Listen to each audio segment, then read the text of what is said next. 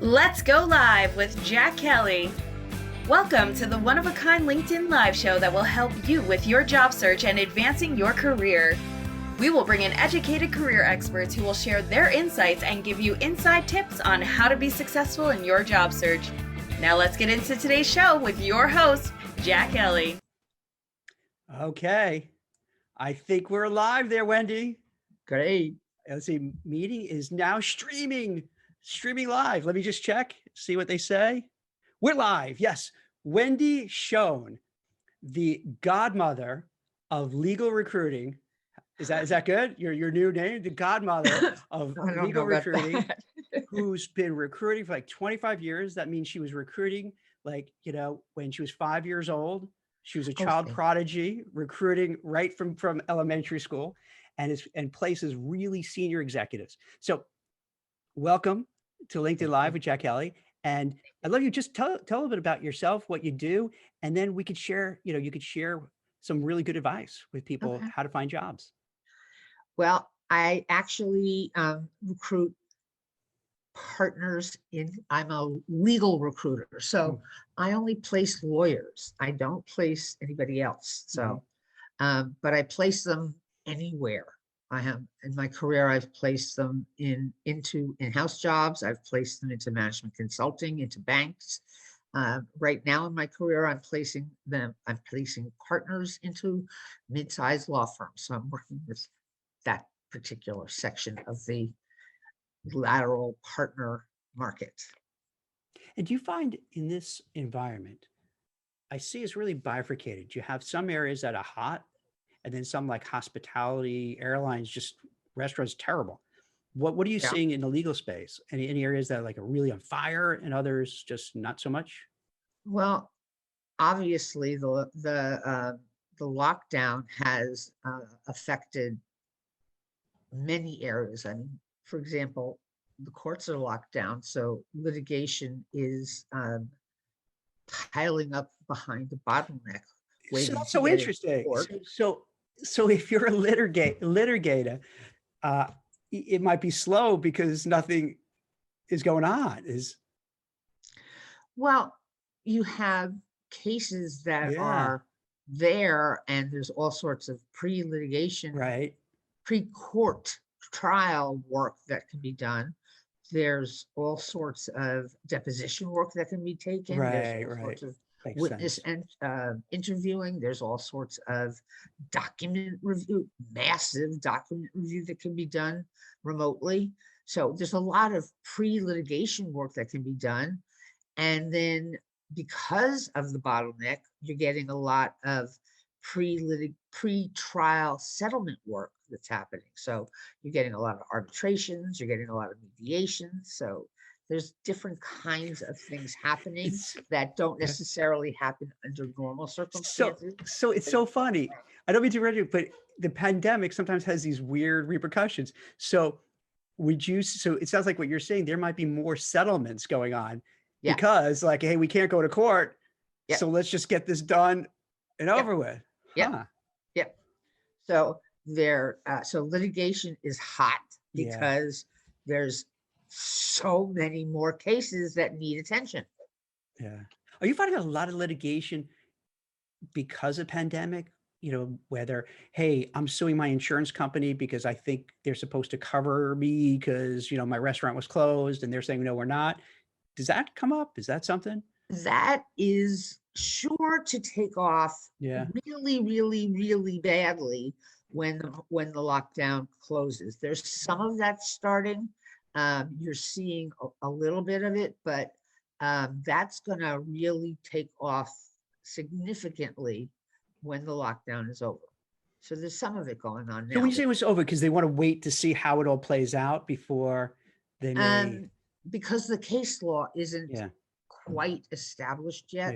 So they're waiting to see how some of the regulations play out before they know where their rights sit before they make the case. Speaking of regulations, do you deal with kind of white collar crime and things like that? And with this whole Reddit day trading, I'm sure you've been following this GameStop thing. Do you Yeah, see kind of maybe a lot of action in that space? the SEC, Yeah. FINRA, all of the market oriented and securities trade, all of them are dancing at the moment. So yeah, there's a lot of, they're waiting to see what the SEC, the House, all those places opine, but there's a lot of activity going on about that. There's several antitrust, there's several class action lawsuits that have been filed on various pieces of this whole thing. Yes, it's going to spawn quite a bit of activity. Do you think, and this is not politics, just is what it is. Do you think with this new administration and with President Biden putting in Gensler, and I can't remember the other guy's name for the CFPB, Uh-huh. that they're too aggressive regulators, plus with the state suing antitrust for Facebook and some of the, do you think this is going to be like a really hot, crazy area moving forward? Yes, there's significantly, you're going to see a lot more antitrust enforcement, and you're going to see a lot more securities enforcement, regulatory enforcement, both. And the firms are gearing up for that. And with the antitrust, would that be Facebook, Google, Apple, Amazon? Do you have an idea of, I mean, some Oh, already all of out there, that. but they're all, All of that, yeah. but it's not just that. There's regular non-tech Right. antitrust also. There's a lot of pharma antitrust. There's a lot of anything antitrust. I mean, things that, there's two aspects of antitrust. You've got the Department of Justice and then you've got the FTC. So, some of it's trade dress and some of it is, and patent, and some of it's criminal. So Are you also seeing privacy issues coming up too? That too. That's another area. Privacy and cybersecurity. That's all going to be is crazy because you have the European, you have the California, and now you're going to have New York as well is going to also have its own privacy statutes. So then even though you focus on, as you talk about like partners, but we place at law firms, mid-sized law firms, but I would imagine with that wave, it could create all sorts of other jobs in those space, right? Absolutely. First of all, I mean, partners specialize in all of these areas. Some people want to go to work for the government in these areas. Some people, and every company wants to have a specialist in these areas. So you have increased in-house demand in these areas, as well as governmental, as well as law firms. Every law firm wants to have a specialist in this area to be able to offer up to their clients that says, you're going through an SEC enforcement action. We have a specialist that can help you through that. Mm-hmm. So, yeah. Yeah. Now, that's all in that area. Now let's talk about labor and employment. Okay. What's going on? It sounds like you have something interesting No, there. That's another whole Yeah. area that is exploding, totally exploding. Why is it exploding? What's okay? Let's say, all right, you've been in lockdown. Now you're Right. coming back to the office. How do you handle testing of your employees before they're allowed to come to work? How do you handle vaccine? Do you demand that all of your employees be vaccinated before they come in to work? But you have to see, now here's the problem. You are allowed to ask certain kinds of information from your employees, but you're not allowed to ask others because other kinds of information violates anti-discrimination laws. And the question is, by asking information regarding COVID testing and or vaccine, are you violating your employees' anti-discrimination rights regarding their medical history? So then would you see an increase not only for lawyers, but just all sorts of other people around there to work on every aspect of it, to write policies, write procedures, check on these things? maybe in HR. Yep. There must be Yep. so much paperwork and so Yep. stuff that they have to take care of, right? Yep. So there are policy wonks in Right. Washington who have to come up with the policies behind the regulations that go Yeah. into the acts that are enacted in Congress to handle all of these things. Now I saw something else on on an employment blog that says, how do you deal with COVID fraud? Although I didn't even think of what is that? What Yeah, and I didn't either. Okay. what So does that mean? Yeah. someone went 2 months ago to get tested. Right. They came back negative. And they've been out playing and they now have to go to work and they have to show a negative COVID test. Mm-hmm. They're not sure they're going to be able to get a negative COVID test right now, but they really need to go back to work. So they play with their test results. Maybe they change the date. I didn't even know that was a thing. I'm I so didn't naive. either until I'm I so read naive. this, Yeah. I read this employment blog. People are doing that to be able to get back to work. Or would they do it on the opposite side, not to go to work, which I can't come Yes, in there are because people who say, I don't want to go to work. So they're faking their COVID tests to be positive so that they can have a couple Oh of my days off God. or a vacation. This is so involved. So there has to be armies of people who have to take care of all this that I imagine, Yeah, right? I mean, this just is yeah, so many multi-levels of watching right. over it. But let's take it another step. You want to get on an airplane. Right. You need a negative COVID test Mm-hmm. to get on an airplane. You want to go on that vacation. Yeah. You need a negative COVID test. Now you fake your COVID test. It's so wild.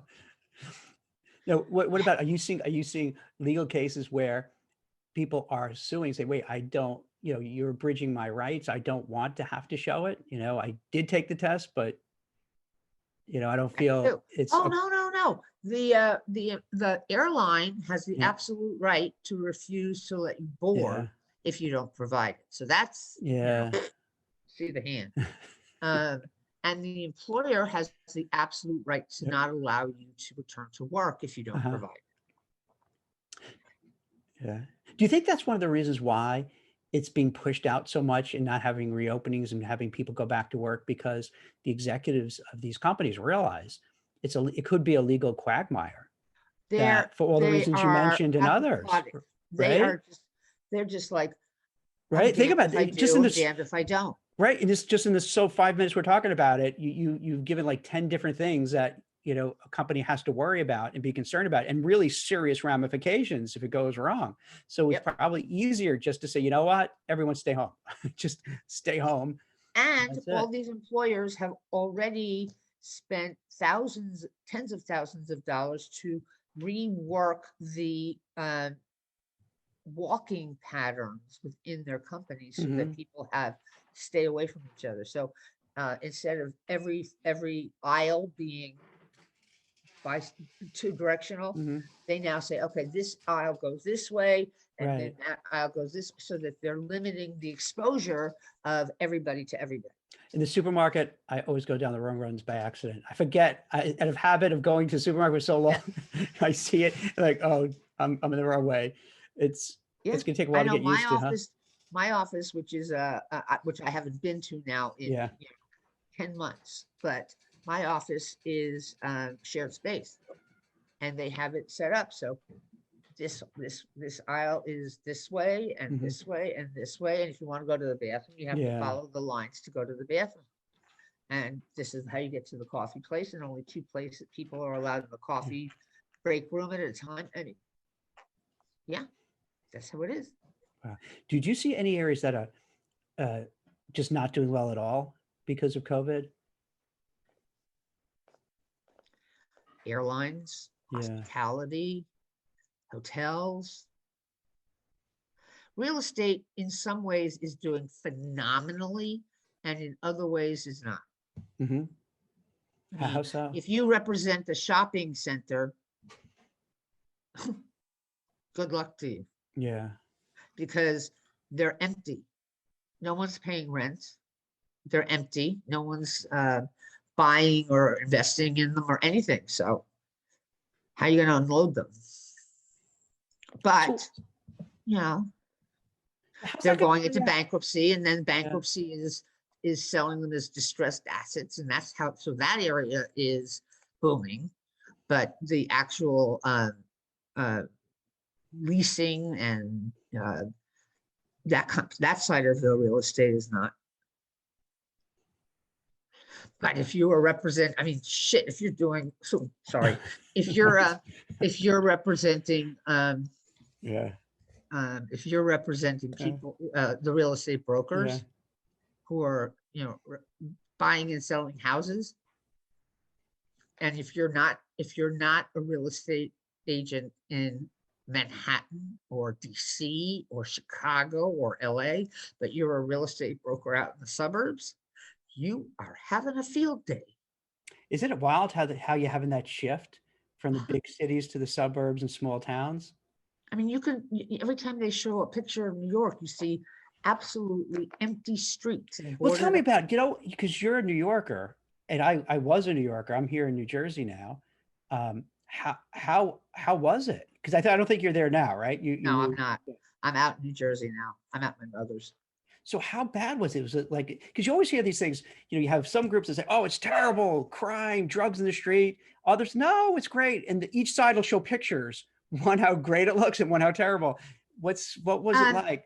you know, I was I will tell you I was lucky. I live in the mid 60s, and for a while we heard about all the bad things that were happening on the west side. Mhm. I will tell you that there's no question when I went down to my office, which is at 42nd, 44th, and 5th, absolutely, streets were empty. There wasn't a soul out there. And even back in my apartment, the streets were really empty comparatively. But we did not have the issue with the homeless or with Mhm. crime for the first 10 months. But starting in, I'm going to say late October, the mayor moved 300 homeless men into a hotel 2 blocks from my apartment. And the guardian angels came and put up flyers and started appearing and started um, patrolling the streets near my apartment. And it changed. Yeah. And it got to the point where I did not even feel comfortable walking the street during the day, even going across the street to the Duane Reade. And when it got to that point, I packed myself up, my computer, my files, everything, my printer, everything. And I took my dog and moved out here to New Jersey Mhm. and said, you know what? I can work from anywhere. And Yeah. that's what's going to happen for a while. So Yeah. What would it take to kind of get people back to New York City, do you think? um, a change in mayor. Yeah. De Blasio's not so great, huh? I'm not going to speak on, I'm not going to talk politics, but something has to Yeah. change the level of crime and the Yeah. level of homelessness that has overtaken the Yeah. city for many people who have still kept their Yeah. apartments to want to return. Yeah. And this happens before. Remember in the 70s, Yep. when we were both 2 years old Yep. and and it was kind of the same thing. I remember as a kid where when you go, and I grew up in Brooklyn before it was all hipster and cool, and I was in the areas that kind of stunk. And when you go into Manhattan, there would be the city. Like someone said, Mhm. they'll say, we're going to the city. And Yep. it sounded really ominous. Yep. You're going in there. And then you would see at 42nd Street, they had porn shows, porn movies playing. There'd be just it And was just hookers hanging out right by the on New Jersey. tunnels. Yep. So we've seen that before. So that's why I think these things repeat itself and it Yep. turns around. So it's just kind of waiting out for the turnaround. Yeah.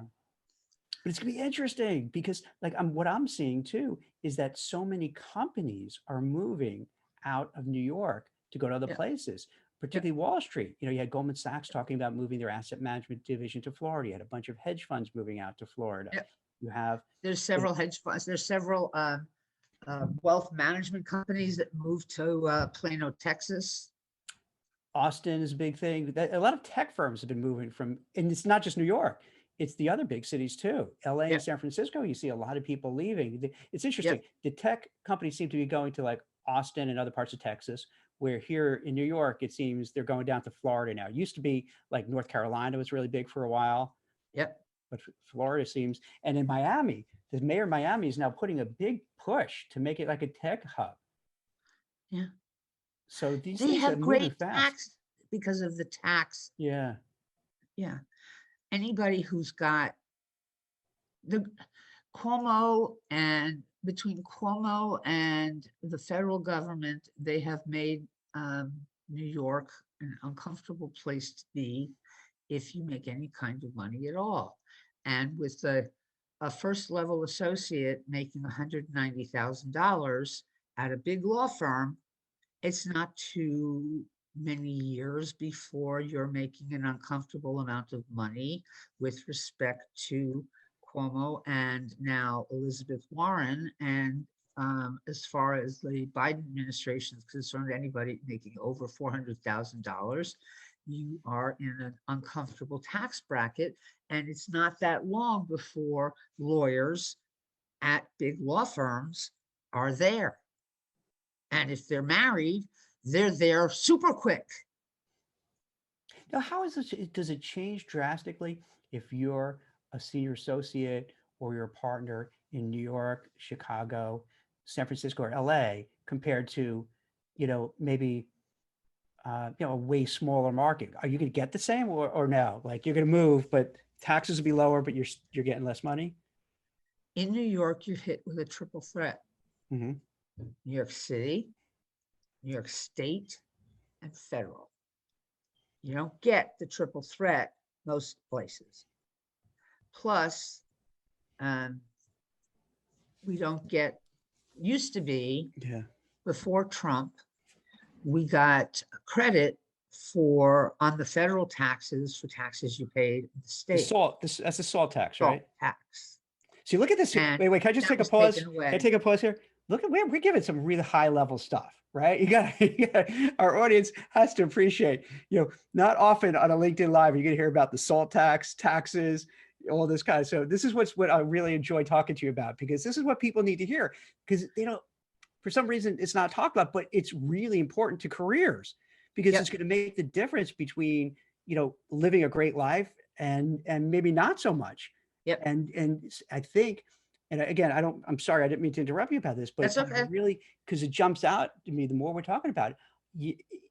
It wasn't like this so much in the past, but I think now you really have to start thinking, where am I going to live? Because that's going to make a big difference. I could be in New York or San Fran, and I think I'm making a nice salary. But as Wendy is saying, if all of a sudden they're taking out all of these taxes and the quality of living isn't so great, well, maybe I have to rethink things and take a look at a different location and maybe move somewhere else or try to work remotely somewhere else. And no, it's not even that you have to work remotely.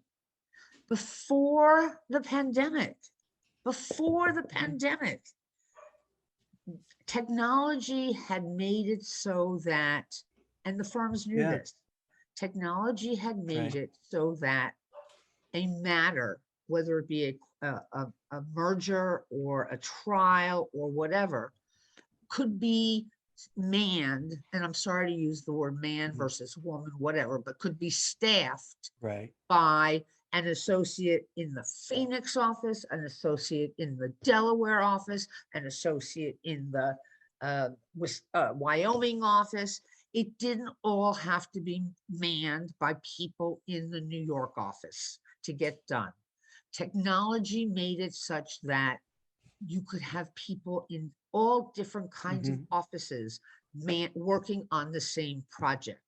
And that made it cheaper to the client, and it made it cheaper for the law firms. They didn't all have to be working in the physical New York office, which enabled the law firms to have less physical space, and the benefits that they paid these people were paid on scale to their office.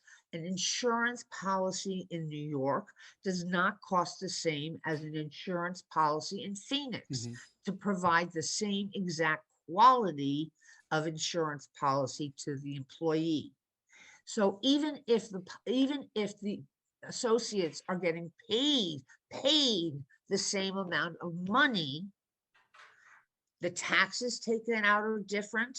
The how far that money goes in the real estate market for that particular associate is quite different. But the insurance policy that the firm has to buy is differently priced. It's completely different, and it ends up being less expensive for the firm and less expensive for the employee. So what I'm hearing is that, Wendy, whether you're a high-powered lawyer that Wendy represents, or you're whatever level you are at, you really have to start thinking clearly. Where do I want to live? Where do I want to work? And navigate this, because it's going to make a big difference in your take-home pay and your quality of life.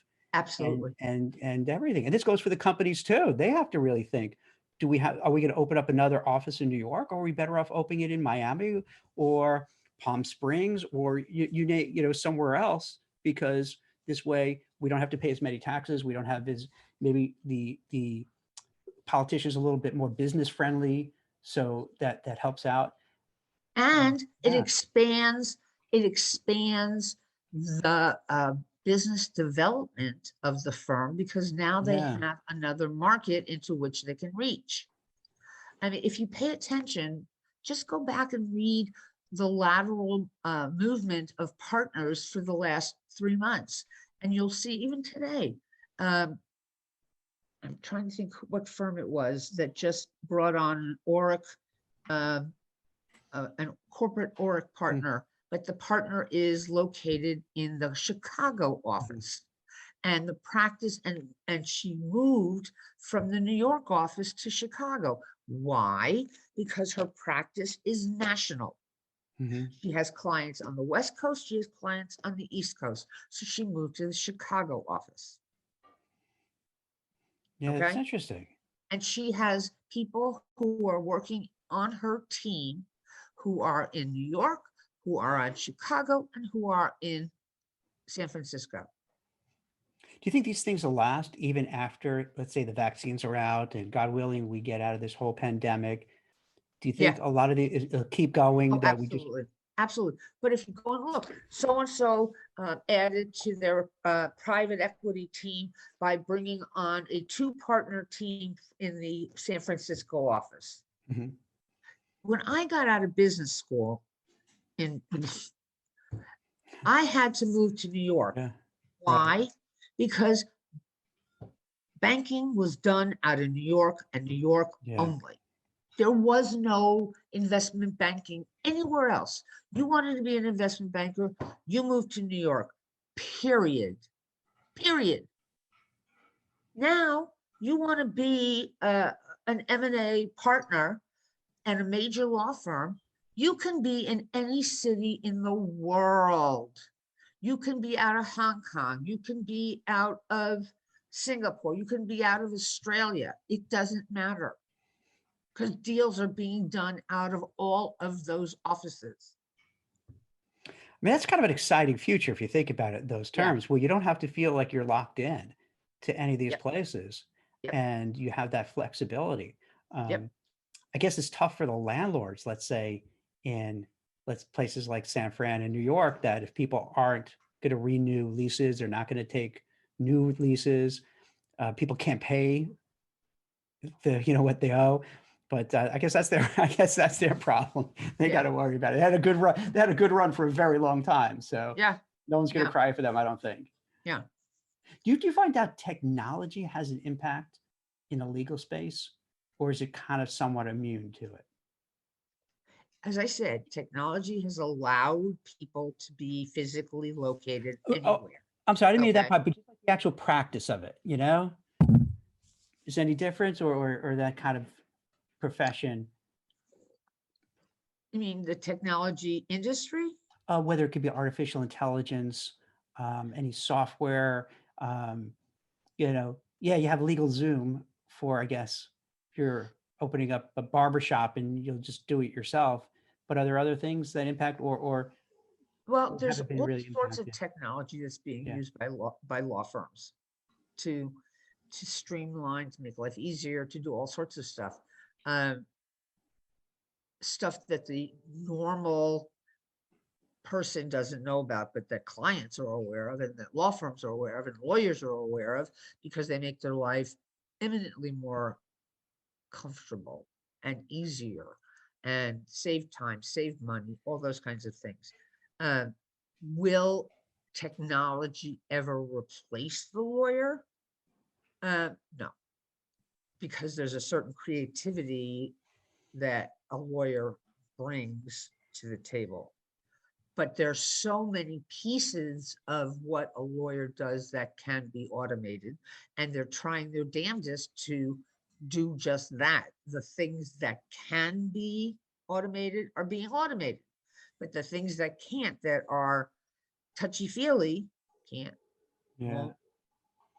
And that's what makes a lawyer a lawyer. So if we could take a little bit of a sideways step as a recruiter, Mhm. and I can tell from firsthand experience myself as well, is that there's so many things that we go through that could help out job seekers in terms of navigating their own careers. Are there some advice that you would give people being a recruiter, for 25 years, seeing it all? What would you suggest to people who are either in between jobs right now and people who have been out of work for a long time and others who are working, but a lot of people are always worried. You don't know what's going to happen. You see layoffs all the time, anything, so that if they feel, all right, I'm kind of happy where I am, but I'm scared, what should I do? So any thoughts of like how to help these Regardless of folks? whether you're scared Mhm. or not, Okay. one should always be prepared, because you never know when that call is going to come from a recruiter who has the absolutely drop dead, unbelievably perfect job for you. Even if you weren't looking, even if you had no intention to be Yeah. looking, you just never know when that call is going to come. And I guarantee you that call comes Yeah. when you have been up 5 days in a row on a deal, or you've been up 5 days in a row because you're preparing for a trial. Uh-huh. And the last thing you want to do is try and recreate your resume or work on a deal sheet.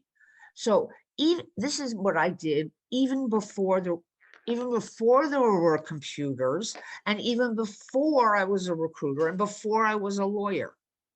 You absolutely positively have to have a relatively updated resume and a Mhm. relatively updated and full LinkedIn profile, robust LinkedIn profile going for you. All right, the way you say that, I'm presuming you're not a big fan of people who do it halfway in terms of the LinkedIn profile. That's I Naked, see that's a if sore you subject have, for you. if you have a naked LinkedIn profile, Yeah. or you have played with your in-mail thing so that you're not accepting messages, Yeah. why do you bother having a profile up Right. at all? You're wasting space. So here's the thing. I don't care whether you have done it yourself, whether you have hired a coach, which I firmly suggest that you do, or what, but you absolutely positively need to have a fabulous resume and a fabulous LinkedIn profile, up to date, ready. Then you need to calendar in your calendar every 3 months, every 3 months for the rest of your career, that you, when it bings you, you pull out your resume, you look up your LinkedIn profile, see what needs to be fiddled with to make sure that it's really up to date. Do you need to add something, take something off, whatever, put it back, and then go about yourself. Because that way your paper is never more than 3 months old. 3 months, it's okay, you can be that old, but it's never more than 3 months old, so that you're always ready. And the other thing, there is a switch that you can toggle on your LinkedIn profile that says open to opportunities. Not the new way, but the old way. And you can toggle it and you can go into it and you can say, I want to hear about, not that I'm actively looking, but if you come on my profile, I would be hearing about a partner opportunity, in-house, blah, blah. These are the things I would want to hear about, and these are the geographies. The only people who can see that are recruiters who have Recruiter. Nobody else. And please don't toggle the new thing that puts a green ribbon around your profile picture. Okay. That's like a kiss of death. Why don't you like that? Really? You want the world to know that you're open to opportunities? The beauty of the little toggle there is because it's only people who can see it are recruiters. If you put the green ribbon around your face, you're saying to everybody, clients, your employer, your friends, hi, come talk to me. Yeah. No, the old open to opportunities is just the flick of the switch, and you can go into it and tell recruiters, if you happen to come onto my profile, these are the only things that you should bother me for. Don't put that green thing. Don't ever put that green thing on your, and don't ever put into your headline ONO, which is, not working. Tell me about anything. Open to new opportunities, right? Yeah. That's the other way of saying to the world, put me out of work.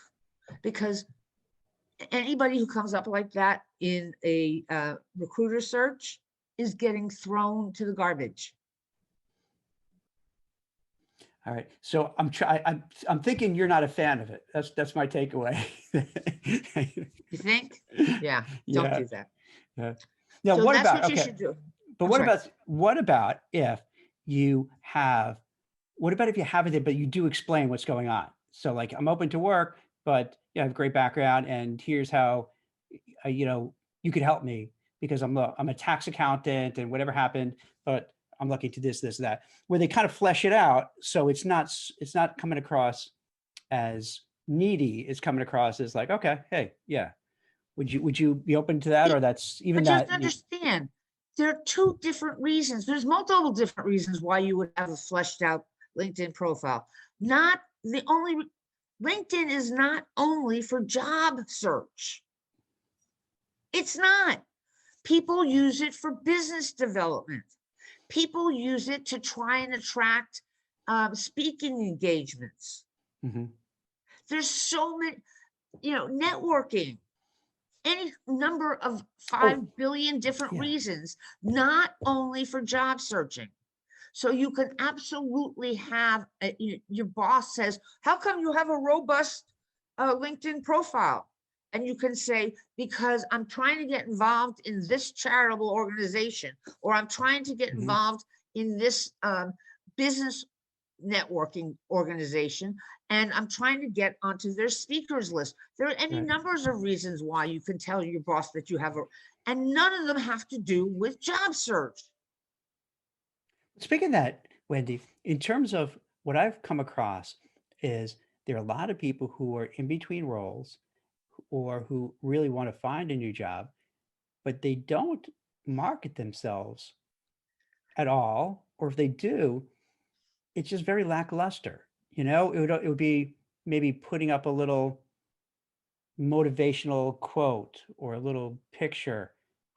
And I look at it, I'm like, I don't understand how that is going to attract somebody to say, "Hey, Wendy, I'm gonna look at you as a candidate for a job I have."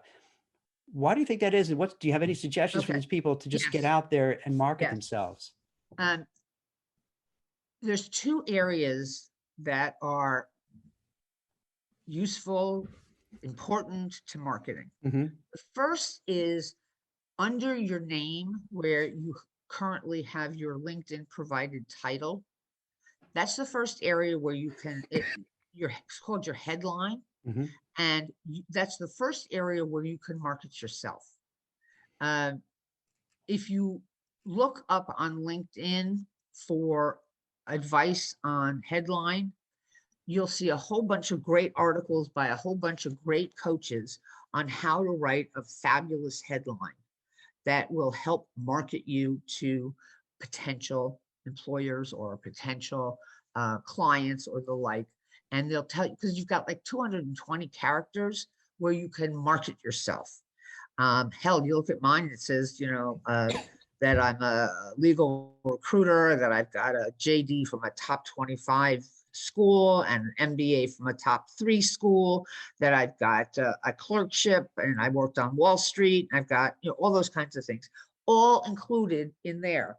Some people put a cute saying. One of the people I know wrote, "I blow things up." Something that Catches your resonates with attention. people. Yeah. Yeah, some people who it resonates with the people who are going to be looking at it, that it speaks to them about you. But the most important area is your about section. When I'm looking at resumes and flipping through, 800 resumes, looking for the 60 or so that I'm going to try and interact with, that's what I look at. That's what most people who are potential employers or recruiters look at. That's the section where, in a very succinct method, you tell people what you have to offer, what it is that makes you different and stand out, and the accomplishments that you've done. I mean, if you have uh, a Harvard MBA and Yale Law School, that goes into the about section. If you saved your company $100 million in each of the last 3 years, that goes into the about section. But it's things that you have accomplished that makes you stand out, that someone looking at it goes, "Oh, that's important for my job, my company's job that I am looking for." That's how you market yourself. You so it makes people, when they come upon your LinkedIn, find it attractive. They're going to know what you do. They're going to be interested. What about once they're on it? Would you suggest filling out applications, sending resumes, or are you the school to say, "Hey, try to find the companies you want to work for, find insiders there, and then Okay. try to get on their radar screen"? Okay. So there's two different kinds of candidates. There's the candidates who are passively looking and waiting for some, happy where they are. And if somebody comes upon them, that's great. Then there are the people who are the active job seekers. If you are an active job seeker, you have to be proactive. You have to target companies that you're interested in. And once you have targeted companies that you're interested in, then what you need to do is, on LinkedIn, look them up. See who at the company you may know. See who at the company may have the job that you want. See who at the company is making hiring decisions. Figure out who at the company you can reach out to and network with, and then network your way into connecting with the people who are making the hiring decisions. Why? Statistics show that companies hire people they know first. So before they ever put an ad up, they're going to turn to their own people and say, I'm looking to hire X. Does anybody know of any good X? And if their company knows of people who are X, those people are going to get an extra oomph when they're being evaluated. If the hiring manager happens to know an oomph, that's even better. So the theory being that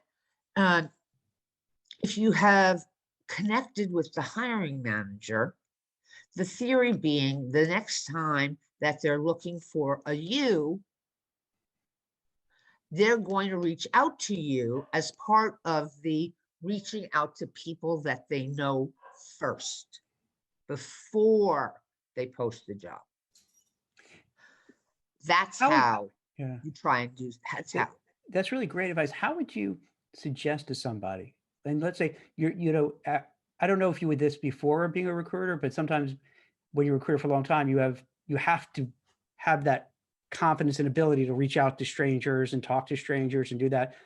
But oftentimes, many corporate types aren't. So if you're kind of a little introverted or shy or just you don't feel comfortable, how do you do that to reach out? Just send a LinkedIn message, make a phone call, That's ask why a I friend? say you don't have to start with the prize. You start with someone that you may know or someone who knows somebody, and you get introduced way down the line and you slowly work your way in. You're not going to, if you're down here, you're not going to make your first inquiry all the way up here. You may just work your way up and slowly work your way up until you're introduced to that person by somebody that you know. Mhm. So you're not reaching out blind. That's The a good other point. So way, you're a little more comfortable doing that, right? So you don't feel like, oh my God, I'm gonna get a hold of this managing director at this big Wall Street right, investment bank, which could right, be daunting. But if you figure, hey, if I get somebody who's a little down the totem pole, that's a little bit more approachable, maybe we went to the same school or we live in the same area or what have you, right, you can start there and reach right. out. Or if you have a Other way of, friend or someone right. to kind of maybe put in the good word for you too. The other way of doing it Hmm. is uh, you reach out to the person. Again, you have to be confident in this. You reach out to the person who currently has the job you want. Or, or, hold on a second. You reach out to someone at a different company who has the job you want because you may have a better connection to them. And you say to them, you're doing X. That's the job I want, but I want it at XYZ company. Do you know Bill at XYZ company? Oh, you do? Can you introduce me to Bill? See, and that's nice. See, if you could, because then if you get a referral, and sometimes it's great if you get two of them or three of them, because then you send, you hear, let's say you're the hiring manager, Wendy, and two people inside your company say, hey, you got to speak to this guy, Jack Kelly. He's really good. You're going to start thinking like, all right, what's up with this guy, Jack Kelly? I've heard it now from two people. Let me, all of a sudden, instead of looking at this pile of resumes, well, you wouldn't have a pile, you'd be on your computer, but you're looking at all those resumes like, hey, I don't know who the heck they are. Let me go and just speak to Jack because he's recommended, and I'll kind of go check him out. Exactly. Yeah. Exactly. Hey, can I tell you a quick story to your point? Sure. Uh-huh. So my daughter's in college and Uh-huh. she's in film, but she wants to do something educational. So she was thinking of education, film, combining two. Right. So her goal, she would love to work on Sesame Street and do something educational. Cool. So she cold emailed people at Sesame Street to have Really? conversations. And just yesterday, so she's in Philadelphia in Drexel, and she hits, she calls me and says, Dad, so I got these two calls. I need some help here because I sent a message and what do I say? How do I do it? And then she spoke to the first one. I didn't hear feedback about the second one.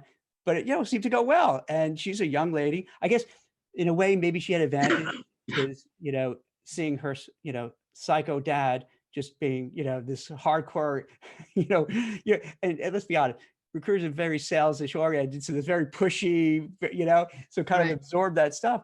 But yeah, so even if this is going to come out wrong. So if you have a young, 19-year-old who's able to say, you know what, I'm going to do it.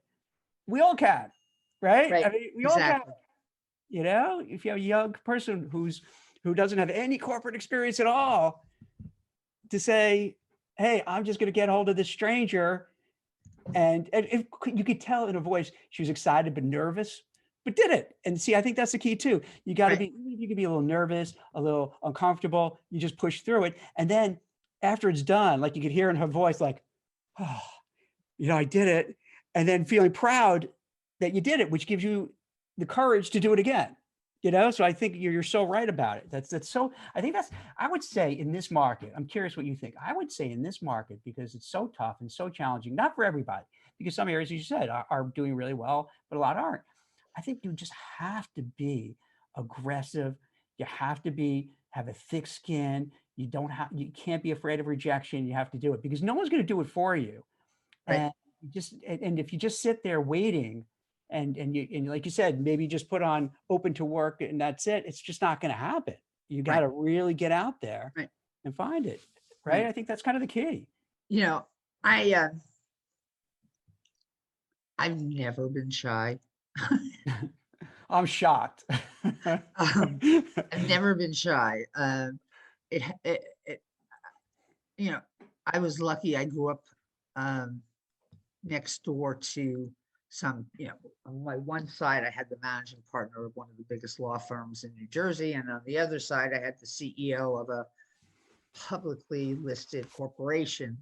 And so, the reality is they put their pants on one leg at a time. And so, I always kept that theory and that thought in my head whenever I had to reach out to somebody. So that's so interesting. So like you're looking at say, hey, knowing them as human beings, it takes away the mystique.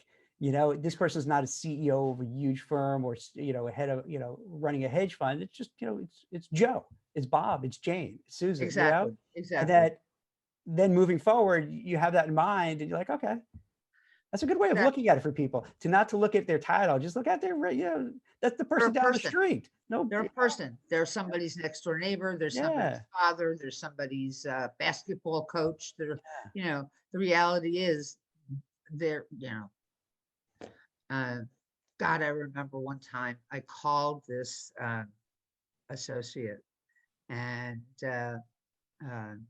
I introduced myself and he said, Wendy Schoen. I said, yeah. He said, is your brother Scott Schoen? I said, yeah. He went, you kidding, right? He went, no. He went, he was absolutely incapable of talking with me from that moment on. Well, I guess your brother's a big shot then, huh? Well, he was in Boston. My brother is a very big shot in Boston. Yeah. He was a second-year associate, and he was absolutely incapable of talking to me after that. And I was like, it's okay. It's okay. Right. You can talk to me. He was absolutely incapable of talking to me. He That's so interesting. And it was like, it was so sad. He could not talk to me. And I was like, it's my brother, not me. Right. Brother, not me. And you're like saying, hey, I know my brother from when he was a little kid and he's not all that, don't worry. He's a normal person. Really. We took baths together. It's okay. All right. We have two other brothers. We played snowball fights. Really? Believe it or not, an hour just flew by. But I just have one more question I wanted to ask you before we go. So given that the way the person, is there anything else that you've noticed? Because you deal with very successful people, very high level people, very accomplished people, going to the best schools, working at the best law firms and what have you. What are some of the things you've seen that they do wrong that we could share that to advise people what not to do. You know what I mean? It's often we tell people what to do, but then I think it's also important, like from what you, like that example is a perfect thing. Like what not to do is just get starstruck to the extent that you just are tongue tied and you just blow an opportunity. Are there other things these really accomplished people just fall apart and that we should be careful and they shouldn't do that?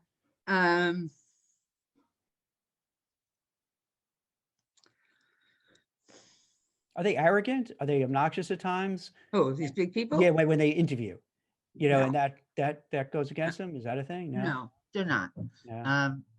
Normally when they are looking to hire somebody, Yeah. they're looking to hire somebody for a reason. Yeah. Truth be told,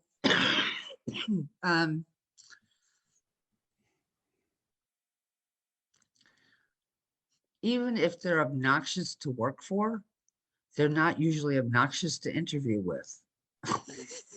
Right. But I'm talking about the job seekers, not necessarily the hiring manager, but the people who are looking for the job, you know? I know people who Yeah. are looking for a job. It's really important that you research the people with whom you're going to be working, Good interviewing. point. Yeah. Really Yeah. important, because if you haven't done the research necessary to go on an interview, then you're wasting everybody's time. That's a great point, because I can't tell you how many times I would see job seekers. I'll get feedback. They really didn't understand the company. They didn't know really what the company did. They met someone and they didn't do any homework, so they had no clue where they fit in the whole hierarchy. And it's bad form. So yeah, I agree. You have to do your homework. And what I would even add to that, Wendy, I noticed when you do more homework, you feel more confident too. So it helps you up, because then you know what? Because then you found out, oh, I know Wendy, because let's say before the call, I knew when you talked about where you went to college and all that, I'd look to have a better understanding. So when you look into it, it actually is so interesting, because your brother showed up, how it shows people also looked at. I saw Scott. So when you mentioned him, I'm like, oh, all right, that's your brother. So when you do your homework, you feel much more comfortable talking to the other person, because you feel, oh, okay, I get a sense of who it is. Now you could be wrong, because you don't want to just presume someone's a certain way, but you have that. So at least it's a working model to know a little bit about the person. So you're right. I think that's a key. And I think that's in any kind of interpersonal relationships. If you have a good feel about the person going in, you can feel comfortable. Right. Yeah. And then the other thing I would say is, it's wonderful to read all these people's articles about, here are the answers to the most often question. Yeah. Really? If you walk into an interview and you spew out these answers, people are going to look at you and go, really? Wait a minute. You're just ragging on all my Forbes articles about this. Darn it. How to answer this question. Yeah. Here's the thing. Yeah. My suggestion is, before you go into an interview, the reality is the best way you can go when you're in an interview, the best way that you can give the information that you want to is by telling stories. Okay. If they ask you, tell me about yourself, they don't want to know that you grew up in a log cabin. Okay. They want to know how you got to this point today. So you want to be able to tell them a brief story about your life, that, that how you got into the field, how you got to the work that you were doing, and what's brought you here. So work out in your mind some sort of a nice story that goes from A to B to C. Okay. That's not going to be the same for everybody. Absolutely. You need to, all right. And then think of the 3 to 5 things about yourself that you want to make sure that this interviewer knows about you when you've left the room. There's a couple of different ways that information can get across to them. They ask you a question, and as part of answering that question, you bring up one of the points.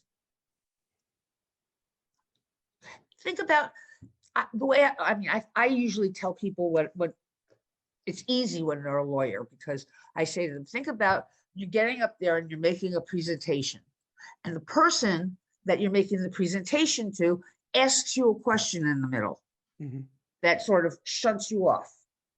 And you have to answer the question and then get back onto your argument. So that's what you do with the question that they ask you.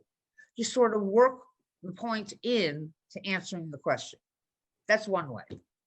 A second way is you get to ask questions. So you ask one of your questions that sort of segues into one of the things that they want to talk about. And the third way is at the end of the interview, when they say, do you have any other questions for me? Don't ask the ridiculous questions of, how did you get started here? Really?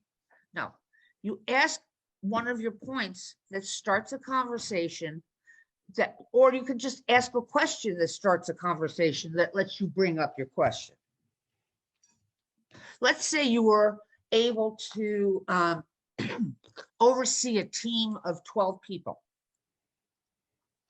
And they hadn't discussed whether there was any managerial aspects to this job.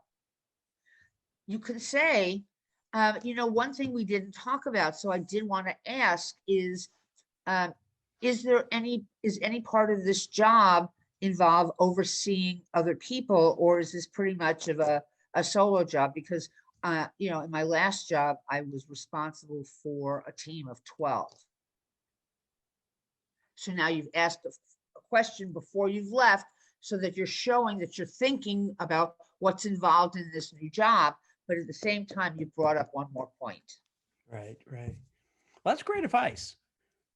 So Wendy Schoen, this is awesome. So My pleasure. In a small amount of time, we talked about how to navigate your career in terms of where you're going to reside, and you have to factor in tax issues and are you better off in other locations, to how to market yourself, what to do on LinkedIn, what not to do. So we covered a lot of ground, which is really cool. And I'm so glad you're able to do this, because what I find exciting about these conversations, although you focus on these high-powered, senior level, executive level attorneys, it crosses over. You know what I mean? It crosses over to all walks of life, all different kind of people.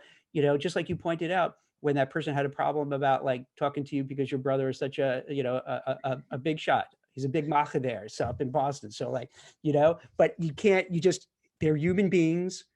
If they want to hire, they need to hire, as you pointed out, and just treat them as other people. So you gave a lot of valuable advice, and you've been doing it a long time, so which is great, and you lived it. So not only were you're a recruiter, but you went to have an MBA, you practice as an attorney, so you have real life experience too, which I think is very, very important when you're a recruiter, because the real world. You're not just kind of giving theory. So I really appreciate you taking the time and sharing it, and I really think you gave some awesome advice, some really great stuff for people to do. And what we'll do is I'll let you know once, we'll edit it on Friday and clean it up, and then we'll share it on social media. And I think a lot of people are going to get value from it. So thank you so much, Wendy. That was my pleasure. I so much enjoyed talking with you. Oh, my pleasure. Thanks, Wendy. Have a good rest of the day. Take care. Be well. Bye. Bye. Hope you enjoyed this episode of the WeCruiter podcast. If you want to check out other great content from WeCruiter, make sure to visit us at wecruiter.io. That's WECRUITR.io. We offer tons of great resources for job seekers and professionals, so make sure to check us out today.